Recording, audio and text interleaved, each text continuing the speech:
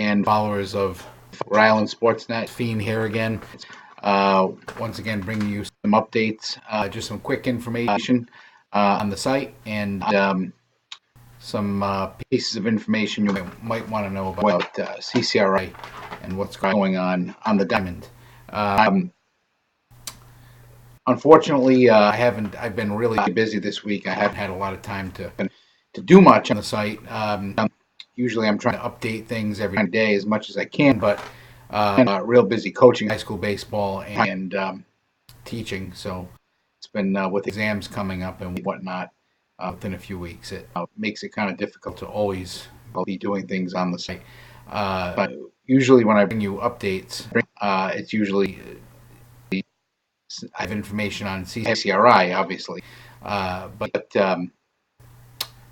I've also written an article on something, usually in the professional sports world, but I just haven't any time to write. Not that the world is waiting on my every word, but I do try to keep active writing on the blog portion of my site, and hopefully this weekend I'm going to get to it because I do have something in mind that I want to write, kind of a mishmash of things pertaining, once again, to Clay Buchholz, who is a pet peeve of mine, Pablo Sandoval, Big Papi, and Tom Brady. So hopefully I'll get that out this week. And if you're following the site, you can certainly look for that. I'll post it on Twitter and Facebook and the like. But more importantly, to CCRI baseball and softball, when I initially started my working relationship, if you can call it that, with CCRI and with Dan Corbinier, my intent was to do more baseball than what I've done, quite obviously. But the weather has gotten in the way, scheduling has gotten in the way, and as it turns out, I've ended up doing a lot more softball and enjoying it. I must say.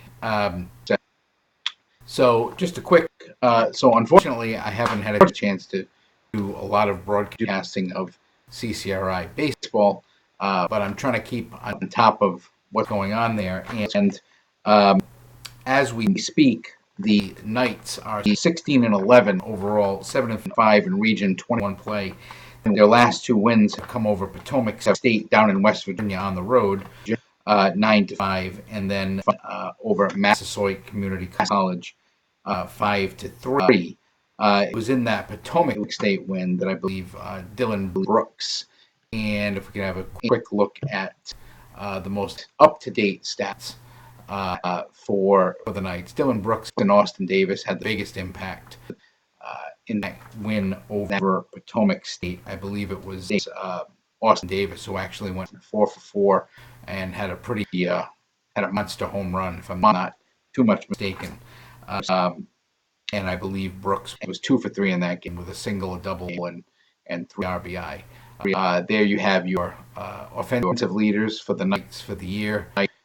Brooks, Collins, Mercado, Davis, Escalante, Polino, Pichardo, and Clemente all have been doing their fair share. And one thing you can say about the baseball team and the softball team is that the Knights can hit, both the Lady Knights and the male Knights, I suppose you could say. But in any event, the Knights, the baseball team, is at Dean tomorrow for their next game at noon. Obviously, everything's predicated once again on the weather.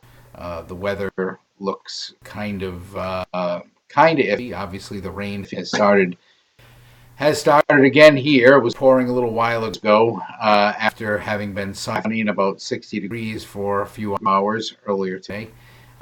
So hopefully the rain will hold off because tomorrow we will once again be broadcasting Lady Night softball. But let's just back up for a second.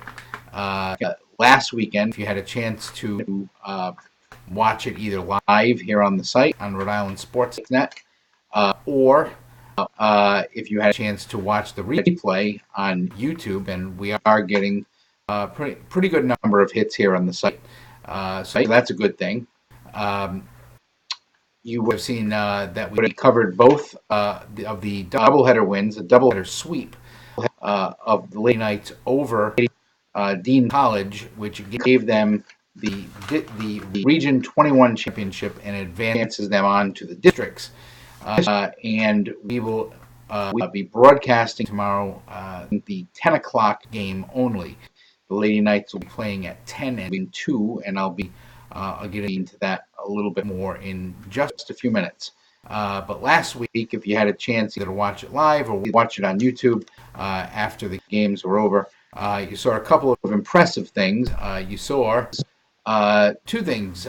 Courtney Sheridan, the Lady Knights ace, broke a single-season school record by registering strikeout number 132, I believe, and the coverage there, the camera work and whatnot was pretty good, so you might not want to have a look at that on YouTube. And I think now she's actually up to 136 strikeouts, if I'm not too much mistaken. And Megan Rousseau, her name was cut off a little bit there. I apologize, Megan. Had a monster game the first game, as she was a triple short of the cycle. Had a single, a home run, and a double in that order. And the Lady Knights won those games by twin scores of 8-0, if I remember correctly. Obviously, the stats that I keep during the game are unofficial, but I seem to remember twin scores of 8-0.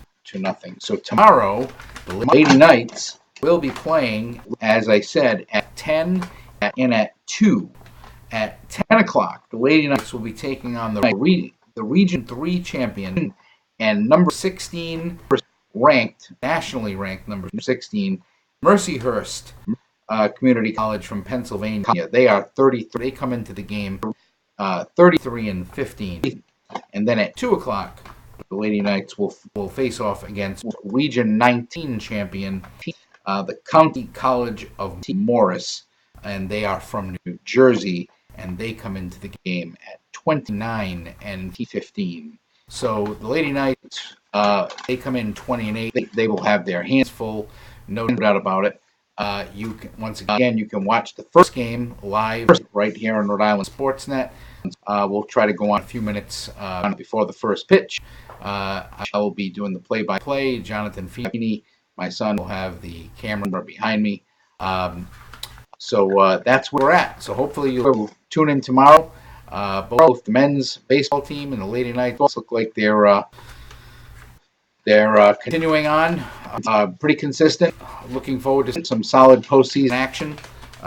But before I sign off here, just a couple of things. It'd be great if you could on homepage at RhodeIslandSportsNetwork.com.